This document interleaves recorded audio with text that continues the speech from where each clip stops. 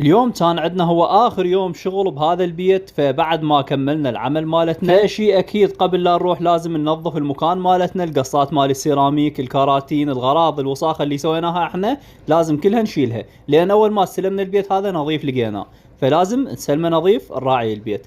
مثل ما تشوفون قدامكم شلنا الكراتين، شلنا القصات مال السيراميك، جمعنا هاي الاوساخ الباقيه.